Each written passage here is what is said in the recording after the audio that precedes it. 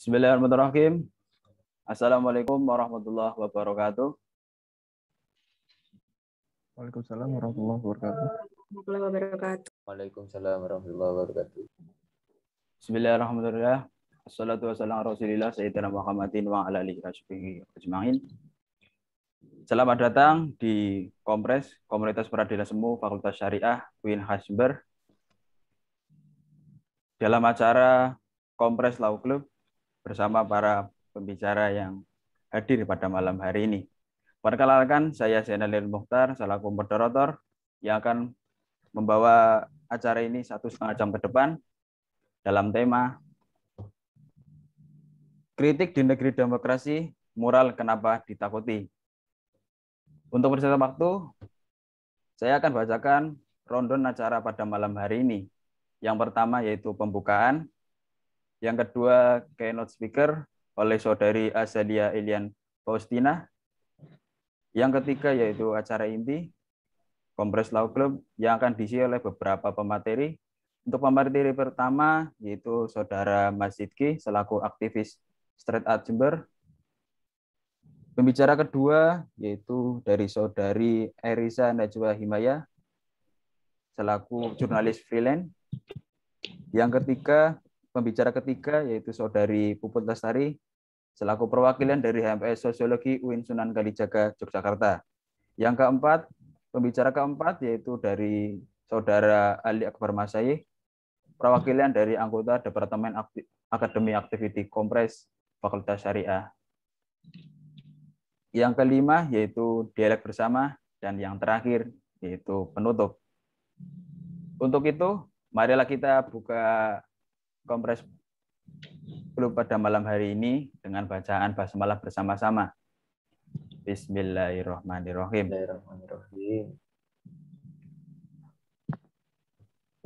Dilanjutkan acara yang kedua yaitu keynote speaker oleh Saudari Azalia Ilian Faustina.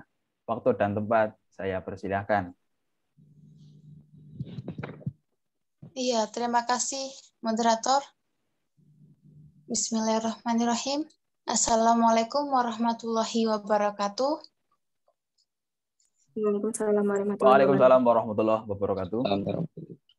Alhamdulillah kita masih diberi kesempatan serta kesehatan sehingga kita bisa hadir di dalam forum diskusi kajian Kompres Lawyers Club pada kesempatan kali ini. Tak lupa pula kepada segenap jajaran pengurus Kompres, kemudian friend and friendin yang telah hadir di dalam diskusi pada hari ini. Dan juga saya berterima kasih sekaligus ingin menitipkan salam nih, salamnya dari Pak Direktur kepada para pembicara kita pada hari ini. Ada Kak Zidki dan juga Kak Erisa, Kak Putri yang telah bersedia hadir untuk mengisi diskusi pada kali ini. Mungkin tidak banyak ya sambutan kali ini yang ingin saya sampaikan. Di sini mungkin saya akan menjelaskan sedikit mengapa sih kita membahas tentang moral pada diskusi kali ini. Kita lihat dari definisi moral sendiri, itu adalah singkatnya moral ini sejenis lukisan atau gambaran yang biasanya berada di dinding atau tembok ya, yang biasanya berskala besar itu. Iya. Tapi apa sih yang orang pahami saat ini tentang moral? Pasti banyak orang memandang moral ini, oh biasanya digunakan untuk lelucon-lelucon untuk menyindir pejabat misalnya seperti itu. Jadi mungkin nilai dari moral itu sendiri mungkin banyak disalahpahami oleh orang. Nah, maka dari itu kita di sini berdiskusi untuk mengulas tuntas terkait moral tersebut agar tidak disalahpahami oleh banyak orang. Nanti akan dibahas oleh Kak Zidki dari aktivis seni, ada dari Kak Elisa dari sisi jurnalis, kemudian dari Kak Putri dari HMB Sosiologi, dan juga dari Kak Ali Akbar dari mahasiswa hukum. Dan terakhir mungkin harapan saya setelah ada diskusi pada hari ini, kita sebagai mahasiswa tidak menelan mentah-mentah informasi yang kita dengar dan kita lihat begitu saja. Mungkin itu saja sambutan dari saya. Kurang lebihnya mohon maaf. Wassalamualaikum warahmatullahi wabarakatuh. Waalaikumsalam warahmatullahi wabarakatuh. Terima kasih atas sambutannya Mbak Azadia. Dan inilah pembicaraan kita pada malam hari ini di Kompres Law Club. Dan untuk pembicara pertama kita sambut Mas Sidki. Halo, Mas Sidki. Halo. Ya, halo. Gimana kabarnya, Mas? Assalamualaikum warahmatullahi wabarakatuh. Alhamdulillah, Mas. Baik. Gak ketangkap. Masih sering bikin straight out jemur, Mas? Masih, Mas. Cuma agak ngurang sih, Mas. Soalnya ya biasa lah, Mas, pandemi. Kadang pemasukan buat beli kaleng aja. Oh. Itu yang di belakang termasuk karya seni bukan, Mas? Yang di tembok itu tadi. Oh iya, ini cuma sekedar pattern sih, Mas, bukan apa kayak gambar-gambar mural gitu. Cuma ya mural tapi cuma sekedar pattern background. Oh, gitu. Oke, monggo atas waktunya saya persilakan. Ya kalau menurut saya sih, Mas, kalau masalah mural-mural yang dihapus-hapusi gitu sih, menurut saya kayak aparat overreaktif aja sih, Mas. Bukan takut sih gimana. Jadi kurang pemahaman masalah karya seninya gimana. Jadi makanya kayak aparat-aparat sekarang agak sensitif dari itu. Overreaktif lah intinya, Mas. Jadi tanpa karya ini kayak apa sih? Isinya apa sih? Mungkin kurangnya di situ. Halo? Halo, Mas. Halo? Kurang kedengeran tah suara saya?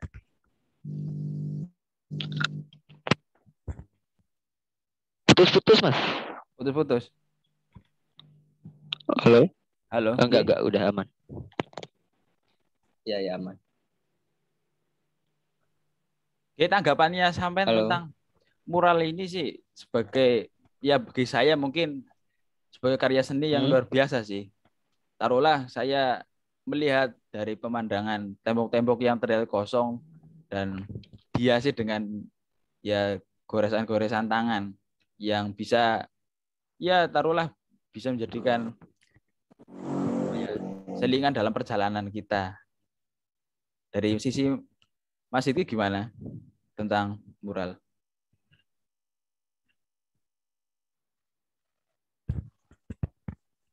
Halo? Tergantung juga akan berbeda pastinya. Kalau orang nilainya itu sebuah karya seni ya mungkin itu apa ya masukan yang positif lah buat kami. Tapi ada beberapa orang juga sih, Mas, yang nganggap mural itu cuma ngotori tempat umum kayak gitu sih, Mas. Berarti perlu dirubah pola pikir dari orang-orang yang melihat. Ya. Benar-benar. Nah, itu tanggapannya sampean gimana, Mas? Ketika orang menganggap oh ini sebuah keburukan. Kan banyak sih, nggak cuma ya taruhlah pasti orang Mas. yang lewat kan. Oh ini kok benar. Seperti ini. Malah taruhlah mengganggu pemandangan. Kalau yang nggak suka seni kan tempat seperti itu kan. Iya, benar. Benar banget sih, Mas. Kalau saya pribadi sih bodoh amat sih, Mas. Kalau kayak gitu. Orang nganggapnya itu sebuah karya seni ya alhamdulillah. Kalau itu sebuah vandalisme ya terserah gitu sih, Mas. Mungkin tapi seiring jalannya waktu kan orang akan ngerti sendiri sih bahwa itu bukan cuma sekedar coretan-coretan yang itu, malah kan yang lebih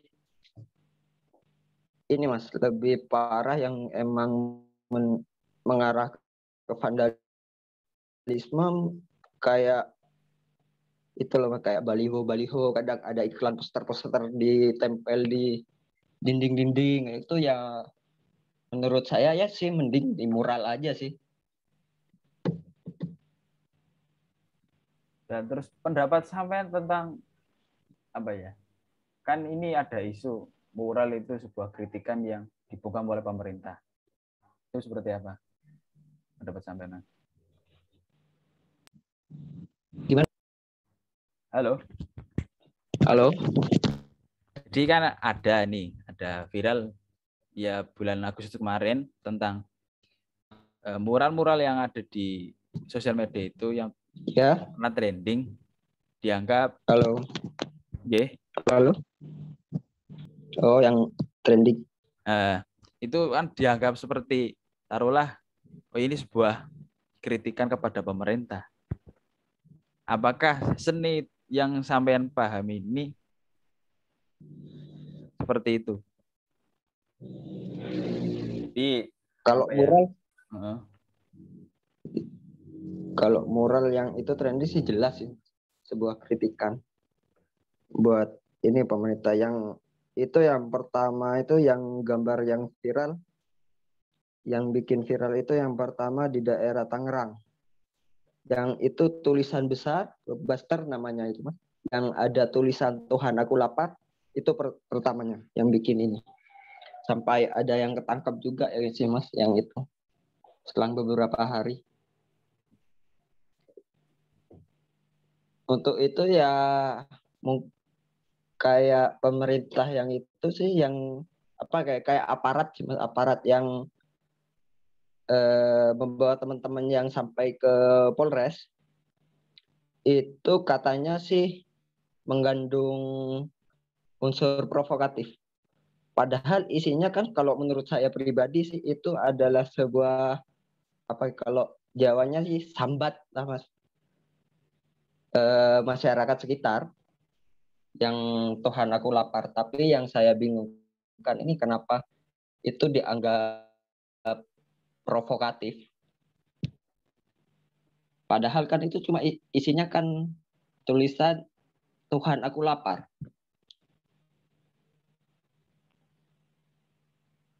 Halo? Halo. Jadi kan Ya. gak semuanya mural itu tentang kritikan kan ya? Ya, tapi rata-rata mural kalau mural ya Mas, rata-rata ada pesan tertentu. Beda sama graffiti yang sekarang. Kalau mural sama graffiti ini sama-sama street art sih Mas, tapi cuma beda ini. Anggapannya kayak musik tuh beda genre lah. Kalau graffiti ini menggambarkan apa ya? Sebuah karakter orang masing-masing. Jadi yang paham masalah isinya itu orang yang gambar tersebut. Jadi emang punya ciri khas sih Mas kalau graffiti. Tapi kalau mural ini random. Jadi emang ada pesan-pesan tertentu di dalam situ. Kebanyakan, tapi nggak semua sih Mas. Ya, kalau dari karya-karya sampean yang ada di Tebok, taruhlah ya, kemarin-kemarin kan sempat Ya. viral. Apakah sampean juga ikut tertarik untuk mengikuti viral-viral seperti itu, Mas? Jadi yang nulis apa gitu yang di Jember-Jember ini nggak ada dah? Kalau di Jember alhamdulillah enggak sih Mas. Belum.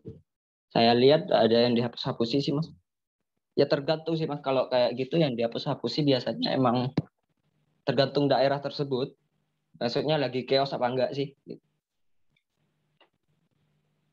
Kalau yang di situ yang di Tangerang yang tulisan Tuhan aku lapar itu emang viral karena pas itu ada demo juga. Masalah yaitu ada bantuan sosial yang itulah juga di daerah situ juga terjadi kayak gitu. Jadi intinya yang di Tangerang itu emang benar-benar dari suara masyarakat. Ada Kalau lagi Mas, di ini Jember tentang sendiri aman sih. jadi Jadi intinya kan mural itu murni seni, gitu kan?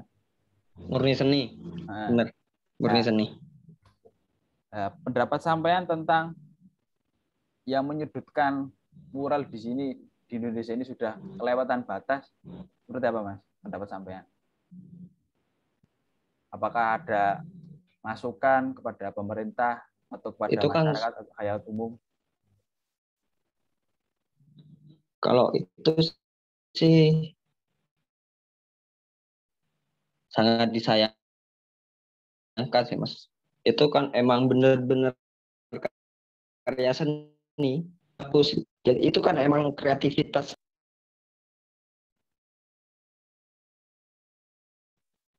Kenapa harus karya yang dihapus? Kenapa nggak mungkin baliho-baliho yang mungkin mengganggu, yang mengotori? Kenapa kayak gitu nggak dihapus, nggak dicepoti satu-satu gitu? Kenapa harus yang karya seni yang dihapus? Terakhir Mas, untuk Ya, ke depan, menurut pendapat sampean ya, ya. langkah yang bisa saudara berikan kepada pemerintah, taruhlah apa contoh ini adalah sebuah seni mural, bukan untuk mengkritik pemerintah, karena mural itu seni jalanan, bukan untuk kritikan. Langkah yang bisa diberikan kepada pemerintah ataupun tudingan-tudingan agar tidak bisa menyudutkan lagi kepada para aktivis street art Jember, terutama. Gimana Mas, menurut pendapat sampean? Kalau saya inginnya sih Mas ya, bukan hanya sekedar kritik, tapi mungkin menggambar dengan ada unsur ujian gitu loh Mas untuk pemerintah. Kalau emang pemerintahnya benar-benar bersih sih Mas. Pengennya seperti itu biar gak dianggap ini selalu negatif juga, kritik masalah ini, hujat ini itu. Pengennya juga sih yang ngasih hasil itu sebagai hype positif lah Mas. Anggapannya kayak ujian gitu sih. Tapi itu kalau emang diberi wadah. Tapi kalau kayak anak-anak sekarang sih wadahnya bukan dari pemerintah sebenarnya. Jadi dari warga setempat. Ya semoga aja kayak pemerintah bisa ngasih ruang lah buat kami.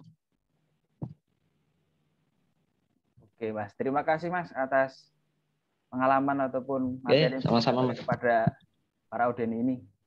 Ya, sama-sama Mas. Oke.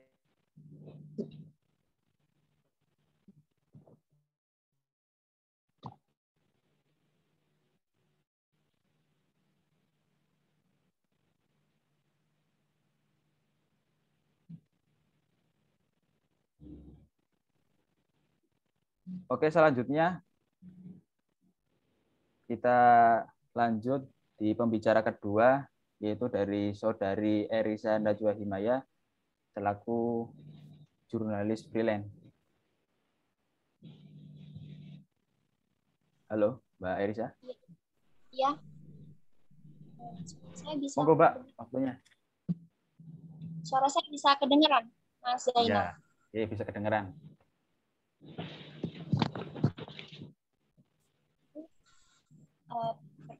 Perkenalkan nih, aku Erisa,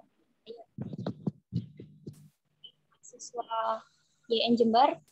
Aku ucapin banyak terima kasih kepada teman-teman ketua serta pengurus Kompres dan jajarannya sudah diberikan kesempatan untuk sharing hal di negeri demokrasi ini. Oh ya teman-teman, juga ini ya, hari ini diperingati sebagai Hari Demokrasi. Namanya tepat sekali bahwa hari ini memang diperingati sebagai Hari Demokrasi. Artinya di Hari Demokrasi ini kita diskusi, sharing, refleksi bagaimana demokrasi kita generasi penerus bangsa bisa benar-benar demokrasi dengan baik. Aku ingin sedikit berpendapat ya perihal moral yang sudah disampaikan oleh Mas Zidki di aktif. Kalau ada, karena ini sharing, kalau ada kesalahan nanti kita bisa diskusikan bersama. Yang pertama kita akhlagia demokrasi itu. Sebenarnya problem-problem di negara kita, masalah demokrasi ini sungguh sangat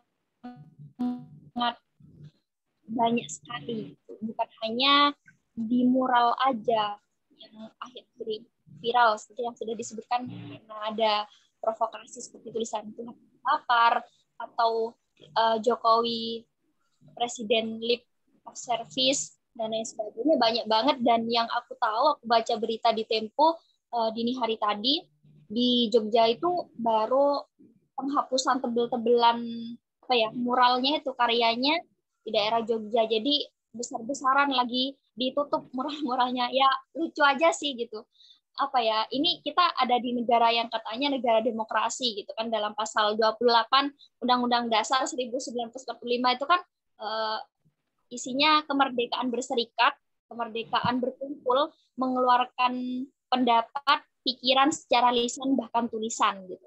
Kalau dalam undang-undang tersebut tidak menyebutkan berseni gitu. Tidak. Namun dari historis ya ke belakang, permasalahan demokrasi ini sudah banyak terjadi. Artinya sudah banyak dibungkam. Nah, misalkan di September nih, di bulan Septembernya aja kita juga melihat historisnya almarhum Munir, ya aktivis hak asasi manusia yang sampai sekarang nggak ada kejelasan kenapa seorang aktivis hak asasi manusia yang memang menggelorakan, mempropaganda keadilan HAM tiba-tiba mati di pesawat tuna. Ini kan suatu hal yang memang mencurigakan kan.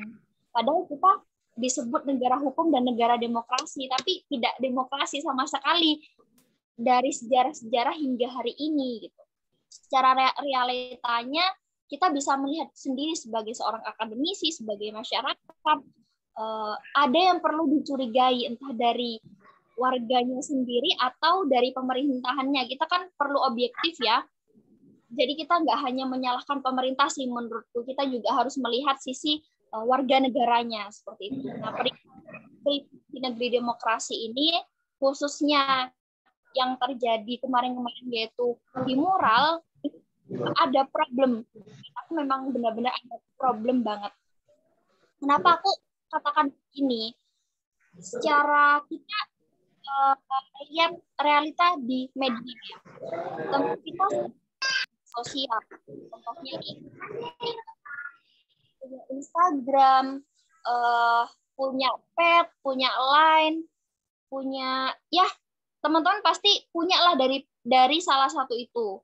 Nah, pasti nih pejabat-pejabat negara juga punya. Pak Presiden Jokowi meskipun itu di bawah atau dikelola oleh Biro media sosial kesekretariatan kepresidenan lah. Dan Prof. Jimli misalkan, Prof. Mahfud MD, Pak Luhut, pasti mereka juga punya media sosial. Nah, lagi-lagi media sosial dihambat oleh pasal-pasal karet ya. Undang-undang ITE, dikit-dikit undang-undang ITE, dikit-dikit undang-undang ITE gitu. Dikit-dikit dijerat, dikit-dikit katanya kita itu terlalu vulgar, terlalu floor terhadap kritik terhadap pemerintah gitu. Padahal kalau menurutku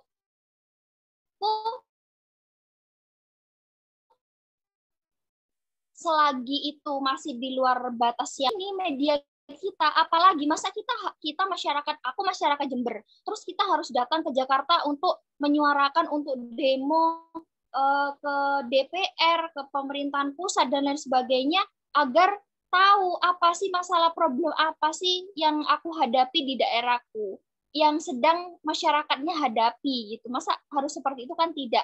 Nah, di era disrupsi ini kan kita dimudahkan dengan media sosial untuk memberikan kritik kepada pemerintah. Kritik yang sewajarnya itu kritik yang bagaimana sih, Pak?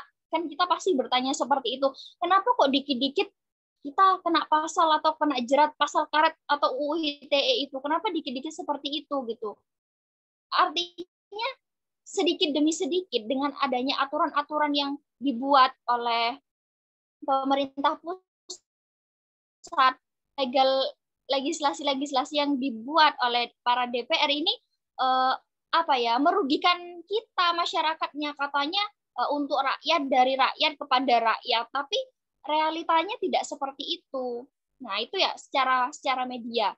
Lalu moral, ini mungkin sudah kehabisan gimana lagi sih strategi atau stimulus kita sebagai masyarakat agar kritik kita didengar, agar kita ini tidak disemena-menakan oleh pemerintah. Kita menjadi prioritas, kita rakyat loh, harusnya menjadi prioritas gitu. Mereka bekerja untuk kita.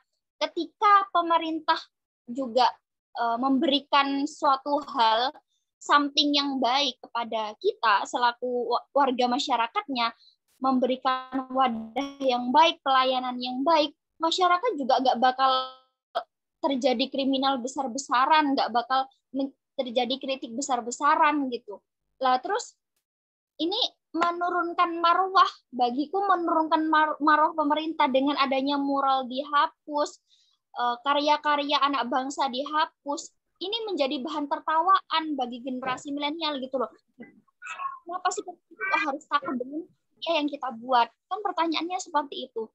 Nah, kenapa aku sebut ini problem yang sudah disampaikan oleh Mas Zidki tadi ya? Ya kita tadi di akhir Mas Zidki bilang ya harapan kami juga pemerintah memberikan suatu yang bagi para pekerja seni agar diberikan pelayanan yang baik, diberikan tempat yang baik, apresiasi yang baik. Karena bagiku Mas Zidki ya, nggak tahu kalau Mas Zidki seorang seniman nih, aku juga cinta lukisan kok. Bagiku kebebasan,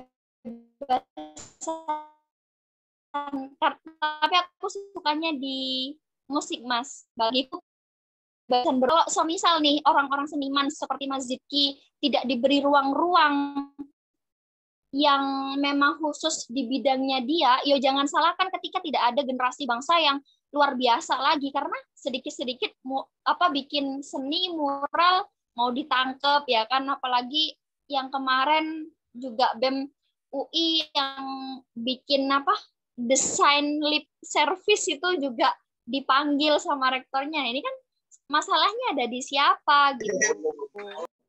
Kalau menurut hukum pelayanan publik ya, mungkin bisa jadi yang nulis-nulis di mural tapi di tembok-tembok publik mungkin bisa terjerat dalam undang-undang hukum pelayanan publik ya, karena bisa saja dianggap merusak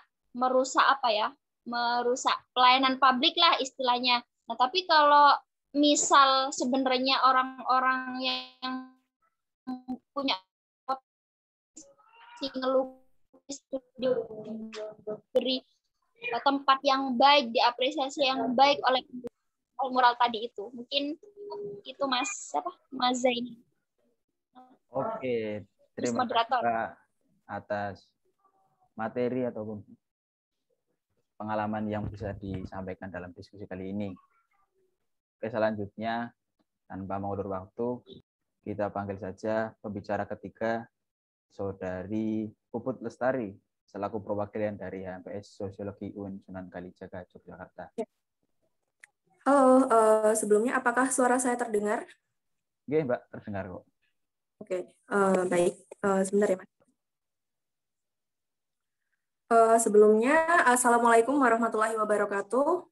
Waalaikumsalam warahmatullahi wabarakatuh. Pertama-tama saya ucapkan terima kasih kepada rekan-rekan dari Kompres Jember ya, yang telah memberikan kesempatan kepada saya untuk berbagi pandangannya terhadap fenomena yang baru-baru ini viral ya, bulan Agustus kemarin.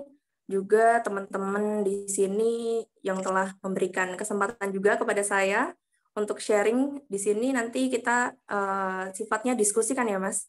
Jadi nanti kalau semisal saya ada kekeliruan, mungkin nanti dari teman-teman bisa untuk membantu koreksi saya, dan di sini kita belajar dua arah seperti itu. Oke, jadi di sini saya akan mencoba untuk menyampaikan pandangan saya sesuai dengan bidang saya ya. Basic saya ini kan di sosiologi. Maka argumen saya nanti akan berdasarkan kepada sudut pandang dari sosial masyarakat. Jadi begini teman-teman, menurut saya mural itu adalah representasi dari hati nurani masyarakat, khususnya bagi si pembuatnya. Nah, adanya mural ini itu menunjukkan adanya kegelisahan yang tidak dapat diungkapkan oleh masyarakat. Maka dari itu, mereka itu membuat mural dengan tujuan menyampaikan pesan yang tidak dapat diungkapkan tersebut. Nah, kemudian dalam semiotika, ilmu yang berbicara tentang lambang, tanda, dan juga simbol ya, mural itu menjadi penanda dari konsep mental masyarakat atau petanda. Dan tembok jalanan itu ya digunakan sebagai untuk menyampaikan petanda tersebut dengan maksud ya agar informasi atau kegelisahan itu bisa menjangkau lebih banyak orang. Nah, kemudian kalau ditanya nih ya, sebagai orang sosial, mengenai gejala sosial yang ada di masyarakat ini diakibatkan oleh kebijakan pemerintah yang tergolong carut-marut itu bagaimana? Kalau berbicara soal gejala sosial ya, pastinya carut-marut itu pasti. Kenapa? Karena di zaman sekarang, masyarakat itu memperoleh pengetahuan dari apa yang mereka tonton di media sosial. Kita nggak bisa memungkiri bahwa setiap individu itu memiliki akses edukasi dan juga informasi yang berbeda-beda. Kuasa media di sini mempengaruhi masyarakat dalam menyerap pengetahuan yang belum tentu benar adanya gitu. Dan ini saya yakin ya ini, nggak tahu kalau teman-teman yakin atau enggak, sebetulnya sekarang ini tuh banyak dari kita itu tuh nggak tahu sebetulnya apa yang kita lawan gitu.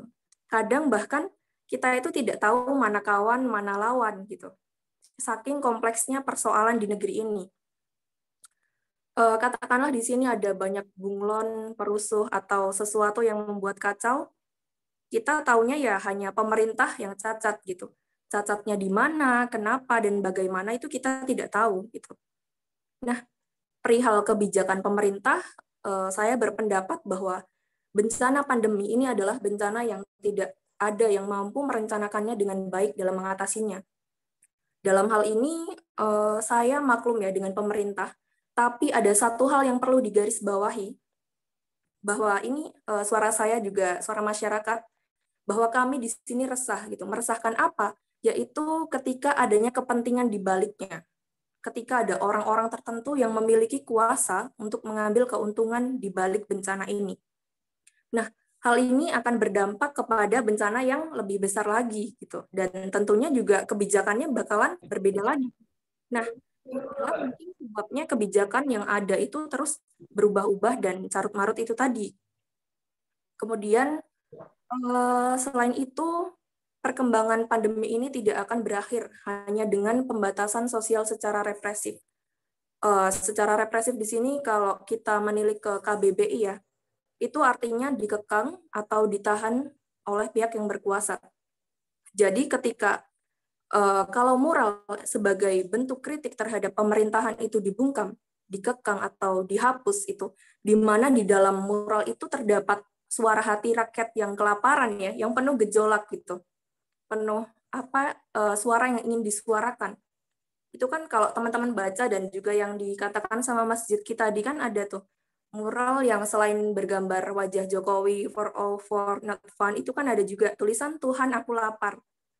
Itu sebagai salah satu tanda bahwa kebijakan dari pemerintah di masa pandemi itu bermasalah. Itu muralnya kenapa pada dihapusin oleh para aparat gitu. Kalau dihapus pun itu tidak akan menyelesaikan permasalahan sama sekali gitu. Dan dalam hal ini saya setuju dengan pendapat dari budayawan Sujiwo Tejo ya dalam interviewnya dalam CNN atau mana itu TV One. Itu beliau mengatakan begini, kalau kamu rindu pada mantan kamu, kamu hapus fotonya, itu nggak akan menghapuskan rasa rindunya. Justru malah semakin menjadi-jadi rasa rindu itu. Nah, ini sama halnya dengan kayak di mural ini ya, walaupun dihapus gitu, Tuhan aku lapar dihapus, itu tidak akan merubah kenyataan dan keadaan bahwa masyarakat saat ini itu memang sedang bergejolak gitu. Masyarakat, para rakyatnya ini sedang kelaparan gitu. Nah, harusnya jika benar di negeri ini itu adalah negeri demokrasi, maka para pembuat mural atau masyarakat itu harusnya ya diajak untuk berdialog, untuk berkomunikasi interaktif dengan pemerintah.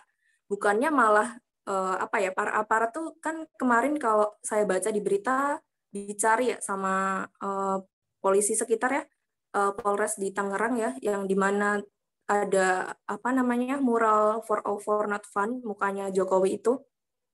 Nah, itu dicari gara-gara dianggap menghina lambang negara.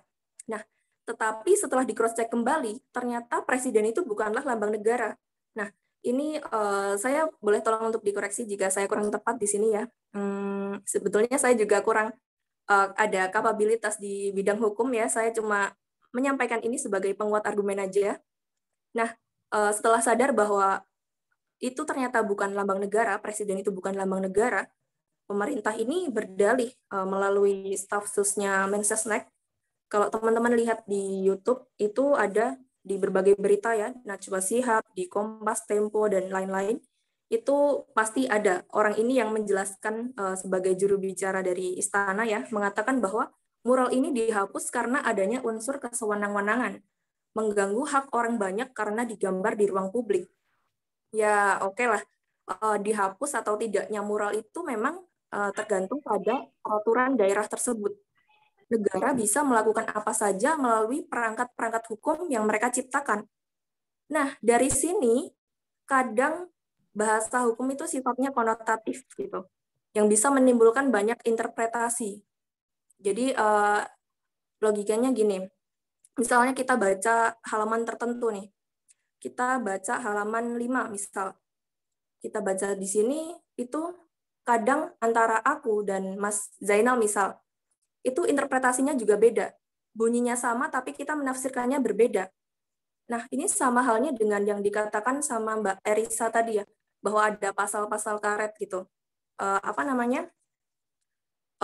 Kita kan di UUD 45 disebutkan bahwa kita bebas untuk berpendapat karena kita hidup di negara demokrasi. Tetapi ada juga muncul perda di mana itu mengekang untuk mengekang para aktivis mural untuk menggambar kreativitasnya di tembok-tembok itu dengan dalih itu mengganggu ketertiban dan juga keindahan lingkungan. Nah, ini yang bisa menimbulkan banyak interpretasi dan mengaburkan pemahaman rakyat kecil. Jadi karena rakyat itu ya taunya bahwa kita itu hidup di negeri demokrasi loh. Ini kan negeriku, berarti aku bebas menyuarakan aspirasiku gitu. Jadi aku bebas dong untuk menggambar di sini. Toh juga dari dulu itu mural udah ada, bahkan sejak 31.000 tahun sebelum Masehi itu sudah ada. Nah, kadang ya kita itu sebagai mahasiswa aja itu muncul rasa malas dan pusing gitu untuk membaca bahasa hukum. Apalagi mereka yang tidak mempunyai akses pengetahuan untuk ke sana. Yang menjadi persoalan di sini adalah kenapa di negeri demokrasi mural kok ditakuti. Begitu bukan sih, teman-teman? Nah, saya berpendapat bahwa demokrasi itu hanyalah slogan aja di negeri ini. Selama kebenaran itu masih saja dimiliki oleh mayoritas dan dengan mengabaikan suara minoritas. Adanya ungkapan bahwa mural itu melanggar aturan perda terkait ketertiban dan juga keindahan lingkungan, saya rasa itu karena memang sedang mencari dalih untuk menormalisasi penghapusan mural. Padahal sebetulnya memang negeri ini adalah negeri yang totaliter. Kalau memang aturannya seperti itu, kalau bunyinya A ya harus A gitu. Kalau mengganggu ketertiban dan juga keindahan lingkungan, kenapa nggak dihapus semuanya? Kenapa hanya yang berisi kritik-kritik aja? Jangan sampai dipuji mau, dikritik nggak mau. Nah, terakhir yang akan saya sampaikan itu tentang bagaimana respon mahasiswa sosiologi dalam menerapkan demokrasi kepada masyarakat di era milenial. Ini sebenarnya agak susah ya untuk saya jawab karena itu tadi. Tapi akan saya coba jawab dulu nih. Penerapan demokrasi di era milenial ini tentunya dengan memanfaatkan teknologi media atau media sosial Nah, media sosial ini memiliki kecepatan maksimum dalam hal distribusi pengetahuan yang membuat kita bisa berjejaring dengan massa secara virtual untuk menyampaikan gagasan. Kemudian ruang publik ini saat ini telah diambil oleh ruang publik virtual. Maka demokrasi pada utamanya dapat dilakukan dengan melalui media sosial. Tapi sekali lagi saya katakan bahwa demokrasi itu hanyalah slogan di sini. Lebih tepatnya di sini itu disebut sebagai mobokrasi ya. Ketika kebenaran masih saja dimiliki oleh mayoritas dan dengan mengabaikan suara minoritas. Mungkin itu saja yang dapat saya sampaikan. Saya kembalikan kepada moderator Mas Zainal. Terima kasih disampaikan kepada Mbak Puput Lestari atas pandangan dan pendapatnya dalam diskusi pada malam hari ini. Tanpa mundur waktu, saya tambahkan lagi satu pembicara di malam hari ini, yaitu Mas Ali Akbar Masayih, selaku perwakilan dari Departemen Akademi Activity. Mas Ali Akbar Masayih, waktu dan tempat saya persilakan. Baik, terima kasih dari Mas Zainal. Izinkan saya memperkenalkan diri. Nama saya Ali Akbar Masayih. Saya di sini berbicara sebagai perwakilan ya. Di sini perwakilan dari Kompres. Terima kasih kepada pemateri-pemateri seperti Kak Ziki, terus Mbak Irisa dan Mbak Puput atas aspirasinya kepada kami semua, terutama saya. Ya, saya aslinya cuma nambahi aja dari semua yang sudah kita bicarakan dari tadi. Sebenarnya sudah cukup untuk kita bisa menerapkannya dari mana saja. Pertama tuh dari Mas Ziki tadi, kita bicara mengenai bagaimana sih posisinya seorang aktivis street art itu ketika kita dihadapkan dengan ya kejadian seperti mural yang Jokowi, kayak entah itu kita masih kena pandemi. Kemudian kita juga masih sudah mendapatkan referensi tentang dari Mbak Irisa, yakni kita harus melek dari sisi media dan interpretasi digital. Jadi ketika kita bermain di media sosial, ketika kita bermain di masalah media, terutama entah itu yang virtual ataupun yang sosial, kita bisa kelihatan, oh ini loh mural yang asli itu, mural yang banyak kita bicarakan orang seperti ini. Narasinya tidak jauh daripada ini. Kemudian yang terakhir dari Mbak Pu, tadi kita berbicara tentang sosiologinya, impact-nya kepada masyarakat sosial. Entah itu kita berbicara tentang demokrasi, entah itu tanda kutip pandemi yang represif ya seperti itu, yaitu tergantung kepada opini masing-masing.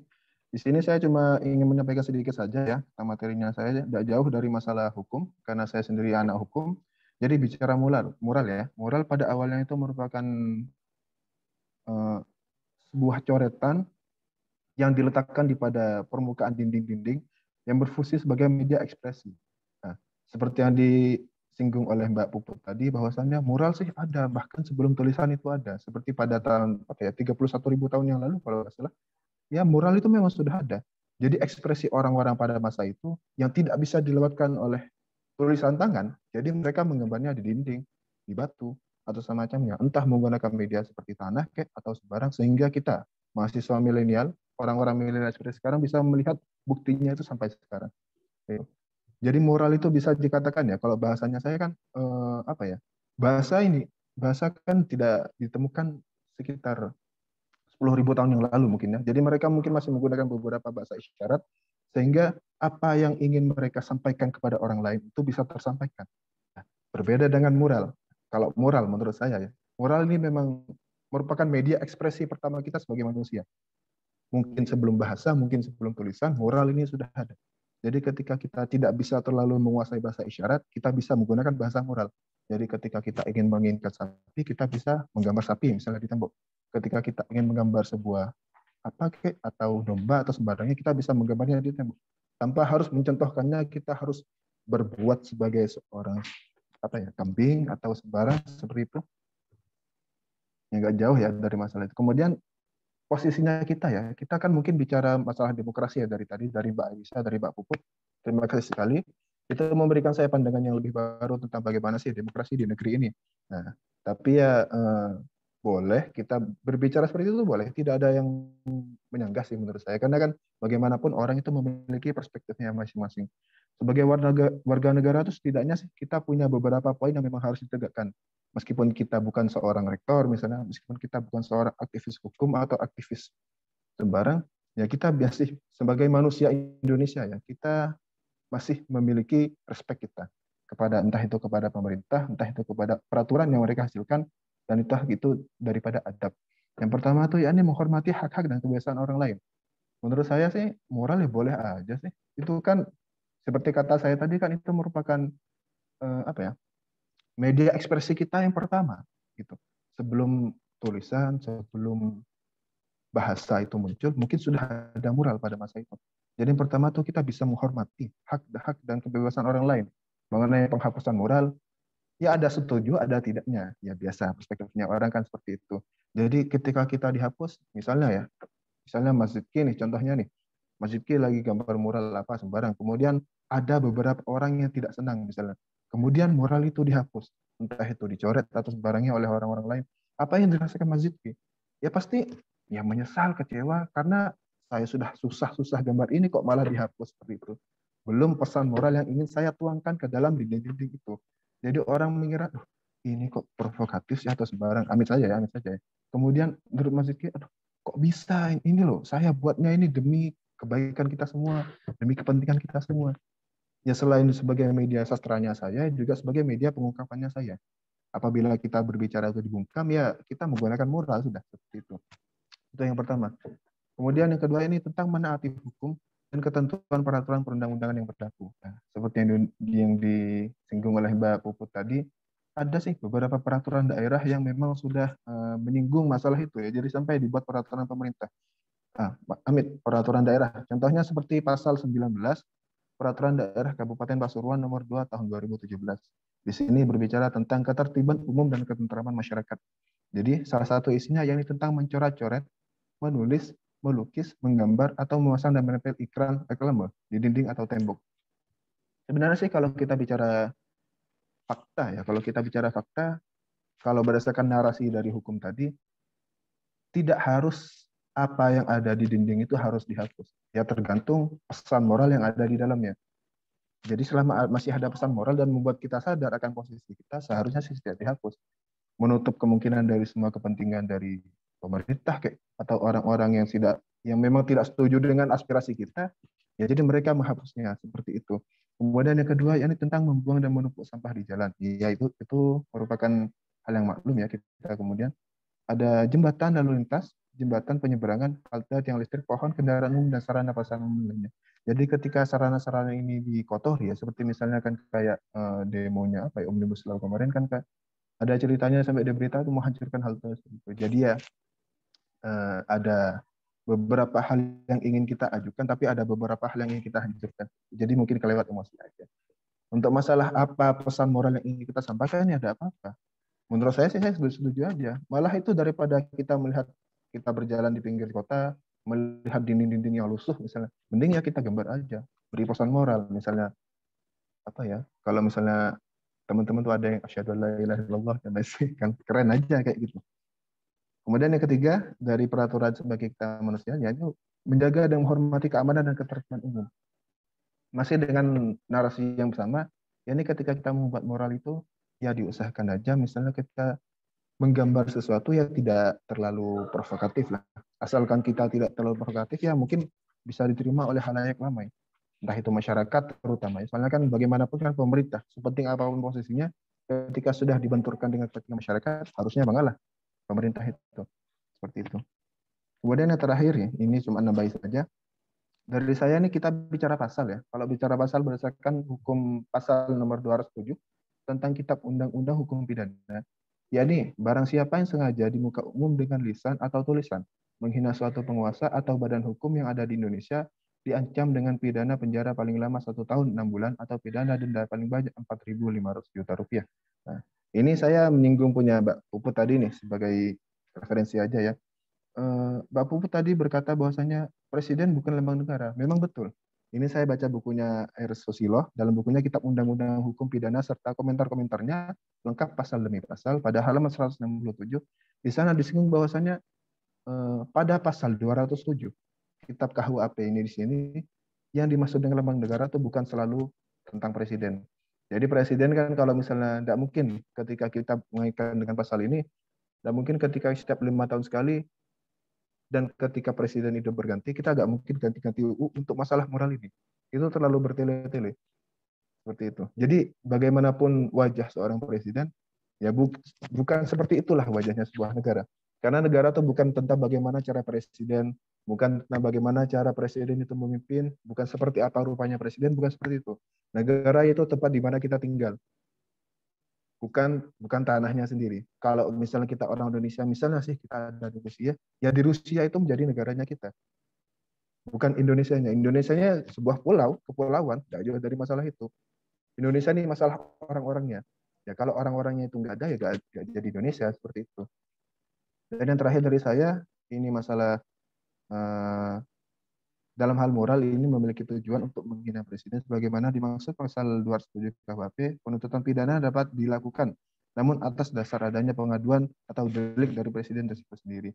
Sebenarnya sih ini tidak bisa terlalu kita pertimbangkan sih ya. Soalnya kan ini bicara masalah delik ya. Semenjak tahun 2006 itu pasal 207 KUHP di sini ada perubahan tentang delik atau penuntutan yang bisa berujung pada tindak pidana dari delik biasa menjadi delik aduan. Nah, karena ada beberapa argumen orang, dari argumen orang hukum, dari argumen masyarakat, dari argumen mahasiswa. Jadi delik yang biasa ini bisa berubah menjadi delik aduan. Itu ada pada Mahkamah Agung, Peraturan Mahkamah Agung tahun 2006 di sana muncul. Delik biasa itu bisa menaik menjadi delik aduan ketika itu sudah menyinggung lebih banyak masyarakat. Itu. Mungkin hanya itu dari saya, dari Mas Zainal. Terima kasih. Terima kasih semuanya atas referensinya. Wabillahi taufiq wal hidayah. Wassalamualaikum warahmatullahi wabarakatuh. Waalaikumsalam warahmatullahi wabarakatuh. Terima kasih, Mas Aam. Dan sampailah kita di sesi sharing bersama ataupun dialog bersama. Mungkin dari para audien pada malam hari ini ingin juga menyuarakan pendapatnya untuk pandangannya tentang kritik di negeri demokrasi, mengapa moral takuti. Monggo kepada para audien sedikit memberikan pandangannya tentang tema ini. Di sini kita semuanya sama-sama belajar dan sama-sama ingin mengetahui berbagai pandangan tentang tema yang kita bawakan ini. Monggo. Mungkin Saudara Ahmad Alkob atau Ilah. Ini Gus Yakut sudah menunggu.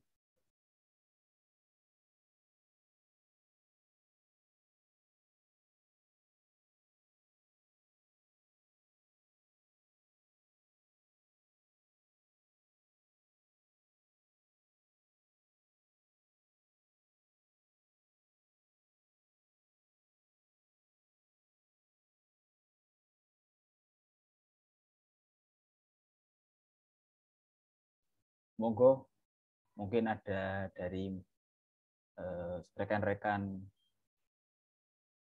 aktivis Street Art Jember, ada yang mau mengungkapkan pandangannya tentang tema ini, ataupun dari teman-temannya Mbak Puput dari Win Sunan Kalijaga, dapat ada yang ikut. Monggo, kita di sini sharing bersama.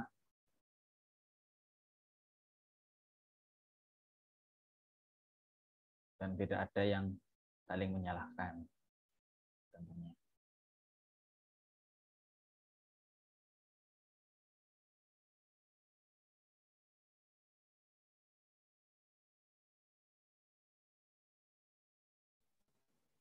Oh ya, mau nanya nih Mas, nggak apa-apa ya? Oke, monggo. Mau nanya ke Mas Zipki ini kan Mas Zipki kan sebagai sebagai aktivis street art ya. Jadi kan kesannya ini kayaknya orangnya bisa sih menyampaikan aspirasi kita seperti itu. Seperti kan hal ini kan kayak yang masalah moralnya Pak Jokowi kemarin. Kemudian apabila kita mengaitkannya dengan masalah ekspresi moral itu masalah ekspresi, kira-kira menurut Mas Zipki nih ekspresi ketika kita ingin menggambar moral itu seperti apa? Apakah kita senang, apakah kita membara, apakah kita hanya ingin pesan moral itu tersampaikan pada semua orang? Gitu. Terima kasih. Itu pertanyaan saya.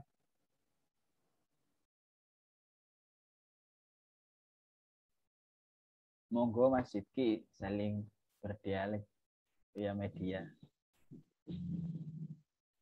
Kalau seperti teman-teman sih itu yang penting suara kita terdengar oleh aparat sama pemerintah tersebut sih Mas. Tapi itu memang dari kami harus emang ada dasar, mungkin dari itu warga setempat atau gimana, itu harus ada dasar. Emang sudah ada dasar. Yang penting kita menggambar itu sesuai dengan masyarakat sekitar dan tersampaikan kepada yang berwajib.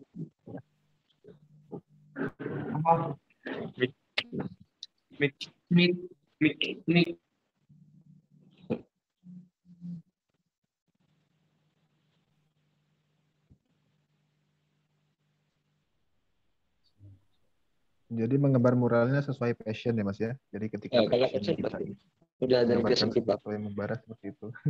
Passion emang udah Ya. kerjaan kita lah Mas. Bukan kerjaan yang emang dapat duit ya Mas. Emang udah kesenangan kita. Udah sesuai dengan passion kita sih. Yang saya rasakan kalau misalnya muralnya sampai jadi apa ya, misalnya saya lagi gambar mural nih, muralnya sesuatu yang positif dan yang membuat kita bisa, misalnya kayak apa ya, 17 Agustus misalnya ya, Hari Kemerdekaan Indonesia, kemudian sampai misalnya contoh membuat mural seperti itu. Hal yang paling saya rasakan ketika mural itu bisa diterima masyarakat luas itu seperti apa sih rasanya?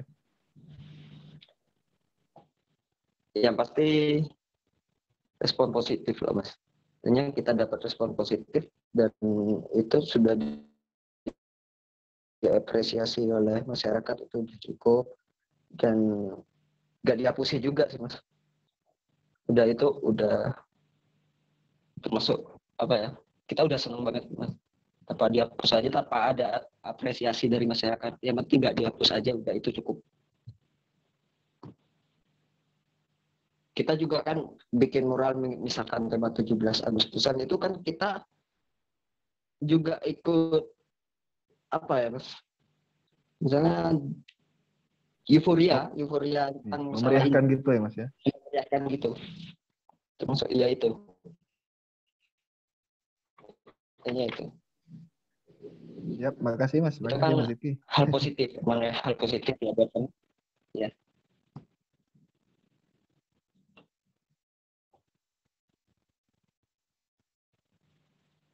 Halo Mas Sidki. Iya. Taruhlah sampean kan udah ya banyak-banyak teman-teman ataupun organisasi street art ya. Pernahkah sampean itu membuat sebuah karya dan diapresiasi oleh ya pemerintah ataupun dari lembaga apa gitu di Jember terutama?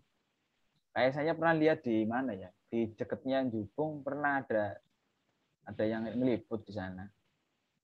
Mungkin ada karya sampean di sebelumnya Jupung, kan ada rumah bekas bangunan apa itu, bangunannya Bangunan itu. Ada yang liput, saya pernah lihat.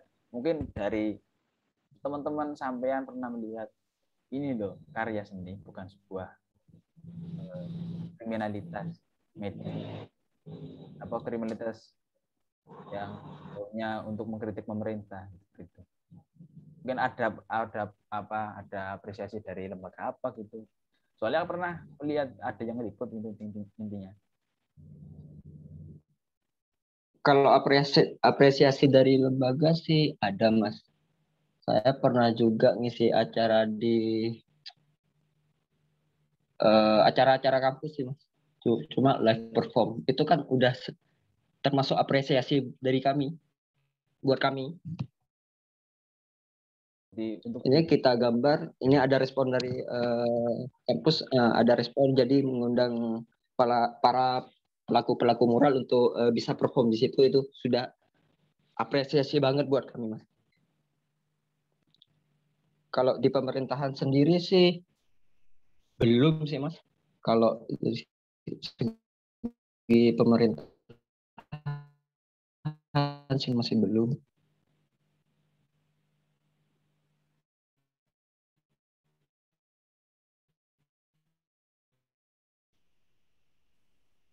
Mau nanya lanjutan nih Mas Ziki.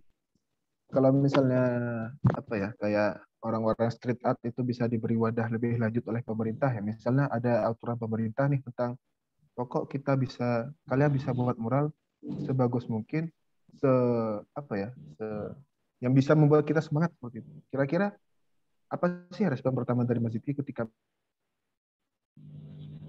misalnya ada peraturan kayak gitu, membolehkan masyarakat atau terutama ya street art kayak teman-teman street art itu bisa menggambar lebih leluasa, bisa memberikan pesan moral lebih baik daripada sebelumnya. Kira-kira kesan pertama Mas Ziki apa sih kira-kira? Ya seneng banget lah Mas, aslinya seneng banget. Jadi kayak pemerintah itu ngasih ruang buat kami, udah seneng banget. Tapi sampai sekarang masih belum ada itu. Tapi pengennya sih Mas, pemerintah juga bisa ngasih ruang lah buat kami.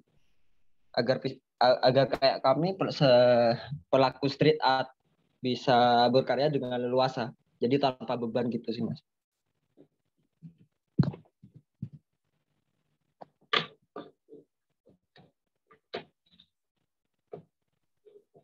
Halo Mbak Puput. Halo Mbak Puput. Halo Mas.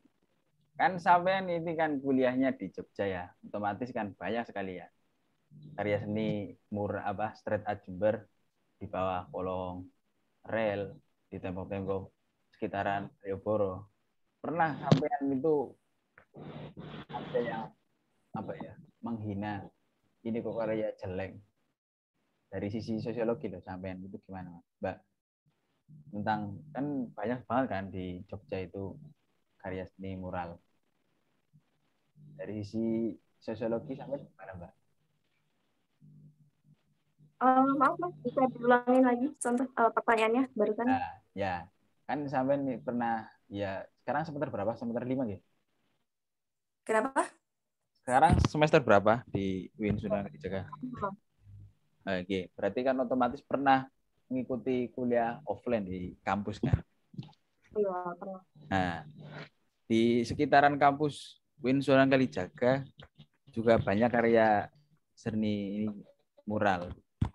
Nah, pandangan mahasiswa terutama sosiologi tentang karya seni yang di sekitaran kampus itu ada nilai positif atau negatif menurut sampean? Ya menghiasi tembok-tembok yang ada di sekitaran jalan itu. Ya, kalau menurut saya itu kalau dari sisi sosiologi terus ditambah pendapat pribadi saya ya, yang juga mahasiswa sosiologi, saya melihat itu sebagai apa ya, bentuk suara dari para pembuat muralnya itu, sebagai itu tadi yang saya katakan sebelumnya, bahwa itu sebagai apa ya, penyampaian suara dan juga aspirasi mereka yang mungkin bisa dikatakan mereka kekurangan ruang gitu untuk menyampaikan kritik mereka. Dan kemudian kita juga bisa memungkiri bahwa manusia itu adalah makhluk visual ya. Jadi kita itu kalau melihat sesuatu itu apa ya, pasti dinilai dari penampilannya dulu. Nah, kalau kita nih, kalau pulang tuh biasanya, aduh maaf berisik pada tetangga saya, ada kalau misal apa tadi namanya, jadi nggak konsen saya, ada musik itu, maaf ya benar. Kalau misal biasanya pulang jalannya rame atau apa ya udah capek terus pulang lihat apa namanya mural-mural yang bagus kreatif, itu menurut saya dari sudut pandang sosiologi itu hal yang bagus. Itu menandakan bahwa demokrasi ini apa ya sedang tidak baik-baik aja gitu. Justru di sini muncul suara-suara yang apa namanya minoritas-minoritas itu yang jarang didengar gitu. Seperti itu Mas Zainal. Oke, terima kasih atas pandangannya. Untuk terakhir kepada Mbak Arisa selaku jurnalis freelance, pastinya kan pernah membuat sebuah ya taruhlah tulisan-tulisan yang bisa diekspor kepada masyarakat umum, dan apakah pernah ditegur oleh atasan dari media sampean tentang ini tulisannya terlalu menyudutkan pemerintah, mungkin apakah ada pengalaman ataupun apa tentang ini loh media demokrasi kok masih dibatasi, gimana Mbak Arisa? Mbak Risa. Ya. Ya ini yang belum aku sampaikan juga ya. Sebenarnya kan kalau dari sudut pandang atau dari perspektif media itu sendiri banyak banget masalah. Apalagi yang kita ketahui hari ini ya teman-teman, media kita dikuasai oleh orang-orang oligark dan orang-orang bergaji. Contohnya seperti TV One itu miliknya Abu Rizal Bakri. Terus RCTI itu miliknya Ketua Partai Perindo. Mohon maaf aku lupa namanya. Tapi aku ingat partainya aja. Terus apa lagi ya? Ini kan pokok MNC Group itu dikuasai oleh siapa namanya? Aku lupa ya. Banyak banget media kita yang dikuasai oleh jajaran-jajaran birokrasi. Lalu kebetulan juga salah satu media aku pada waktu itu kan ya di Jember, di lingkup Jember ya, ini berada di pihaknya waktu itu nomor urut, ya aku sebut aja Bu Faida. Jadi waktu itu kita emang sempat berpihak pada paslon yang Bu Faida. Namun tetap kita sebagai media harus objektif juga. Artinya kita juga meliput punyanya, maksudnya TPS-nya Pak Hendi dan TPS-nya nomor urut 3 waktu itu. Namun dalam waktu sedang acara pemilihan umum berlangsung. Artinya media sebenarnya juga ikut mengawal gitu loh, mengawal demokrasi ya. Artinya demokrasi ini kan hanya terselenggara pada pemilihan umum saja. Di luar itu demokrasi ya main-main aja, formalitas saja gitu. Nah, oleh karena itu, karena media juga banyak dikuasai oleh orang-orang birokrasi dan orang-orang oligark, ya akhirnya secara tidak langsung manut gitu loh. Media kita hari ini media-media manut. Namun perlu teman-teman ketahui juga bahwa media-media Indonesia juga banyak yang independen. Misalkan seperti Tempo .co atau Mojok.co, dan banyaklah media-media independen. Ada juga aliansi, namanya Aliansi Jurnalis Independen. Nah, kalau di Jember itu ada juga Aliansi Jurnalis Independen yang cabangnya ada di Jember. Benar-benar mereka lembaga independen yang di bawah naungan Dewan Pers. Ya, akhirnya mereka tidak memihak kepada siapapun. Karena kalau memihak terhadap satu golongan saja, itu sudah tidak bisa dikendalikan media itu. Akhirnya misalkan nih TV One. Nah, TV One kan miliknya Abu Rizal Bakri. Ketika anaknya, dia ini yang selalu dipertanyakan gitu. Akhirnya demokrasi dalam perspektif media itu ya karena keberpihakan itu saja. Ketika media sudah berpihak kepada salah satu partai atau salah satu golongan, ya akhirnya tidak bisa media menjadi media yang independen, menjadi media yang oposisi, menjadi media yang netral. Padahal dalam kode etik media, Undang-Undang Pers itu sudah dijelaskan bahwa media itu harus netral karena orang-orang media juga membutuhkan domestik. Ya, akhirnya mau tidak mau mereka berpihak kepada yang mampu memberikan media tersebut istilahnya domestik yang banyak, masukan yang banyak gitu. Karena tidak bisa kita pungkiri bahwa kita sendiri sebagai masyarakat, pelaku-pelaku yang menjalankan media juga selalu membutuhkan money gitu. Itu sih yang paling kalau ditegur gini, karena aku ini kan bukan manajer, bukan CEO, bukan editor ya Mas. Kita ada editornya. Jadi kalau aku pernah nih ngeliput Pak Haji Hendi. Nah, aku tulis sesuai data-data yang aku peroleh karena aku sifatnya netral nih. apa ya? Maksudnya wawancaranya, recordnya aku ada dan aku bersifat netral pada waktu itu. Namun setelah aku tulis itu kan ada editor ya. Di setiap media pasti ada editornya. Nah, jadinya ya apa kata editor gitu. Kalau editor sudah nge-up, kita tidak bisa berkomentar atau apapun karena jurnalis kan juga sebuah profesi ya. Kalau saya kan bukan jurnalis senior juga, jadi saya juga ikut apa berdasarkan pengalaman saya juga ikut senior ya. Akhirnya apa kita sebagai anak yang baru ikut lah, baru punya pengalaman, akhirnya nurut gitu. Bukan nurut dalam tanda kutip aku mau disuruh ini disuruh itu, enggak. Dalam hal tulisan ya kita apa kata editor seperti itu, karena ya itu tadi media hari ini tidak benar-benar independen. Media hari ini dikuasai oleh orang-orang oligark dan orang-orang birokrasi. Cukup.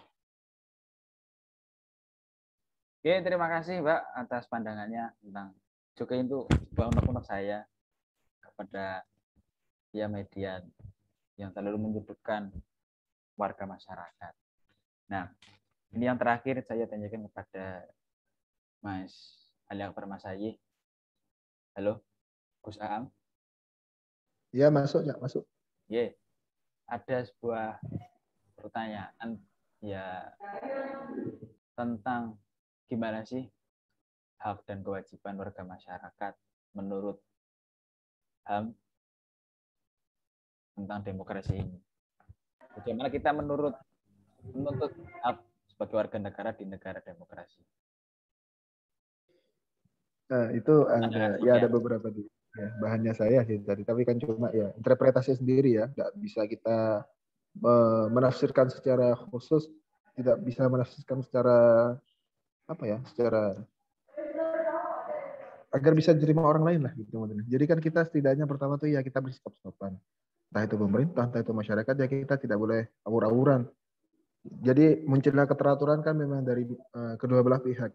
Entah itu kita berada di pihak yang buruk atau berada di pihak yang baik. Ketika kita dihadapkan dengan masalah kepentingan masyarakat, kepentingan umum, ya harusnya ya kita nggak perlu sosokan lah gitu. Jadi kayak moral ini ya contohnya. Ketika seorang pemural ya kayak street art itu ingin menunjukkan sebuah toleransi misalnya atau sebuah pesan melalui muralnya, ya sudah tidak seharusnya sih kalau misalnya memang tidak menyinggung siapapun ya tidak usah dihapus seperti itu. Kalau cuma menyinggung beberapa orang ya biar orangnya aja yang hapus seperti itu tanpa harus dihadirkan dengan beberapa kepentingan seperti itu. Itu yang pertama. Kedua itu tentang bagaimana cara kita hormat ya. Hormat itu juga merupakan salah satu tanda dari adab ya. Ketika kita adabnya bagus, akhlaknya bagus ya otomatis cara kita hormat kepada orang lain ya bagus juga. Memang sih tidak terpatri secara khusus ya, tapi apa yang ditunjukkan oleh hak asasi manusia yang memang apa ya? Memang ada bahan-bahannya tuh memang ada dalam masalah adat. Kalau bahasanya sih human rights. Saya baca beberapa ya dengar dari beberapa temannya saya juga bahwasanya Indonesia nih katanya sih negara yang merupakan apa ya lebih mementingkan human rights daripada nation rights-nya. Beda dengan Amerika yang apa ya liberal gitu, kemudian dia lebih mementingkan nation right-nya daripada human right. Jadi apapun kondisi masyarakatnya selama itu demi kepentingan negara ya sudah loss aja. Itu pokoknya demi kepentingan negara. Beda dengan Indonesia seperti itu. Indonesia kan masih ya ada beberapa pro kontra ya tentang penegakan HAM itu kan masalah apa yang dialami dan tidak dialami aja. Ketika kita mengalami apa ya tekanan tersebut ya kita gimana ya, merasa nggak terima, jelas. Kemudian ketika itu kita berada di pihak yang tidak mendapatkan efek apapun, ya kita cuma lihat di berita, scroll aja, ya sudah baca sedikit ya sudah selesai. Tidak ada apa ya, tidak ada ekspresi apapun, tidak ada amarah apapun. Jadi ya cuma lewat aja, sama kayak kita lihat status WA itu. Gitu. Ya terima kasih. Mungkin hanya itu dari saya, Mas Yenal. Oke, terima kasih kepada seluruh pembicara pada malam hari ini. Sampailah kita di penghujung acara. Dan sebelum saya tutup, saya ucapkan terima kasih kepada seluruh pembicara atas waktunya dan kesempatannya berbagi pengalaman atau pandangan di acara Kompres Laut Group di tema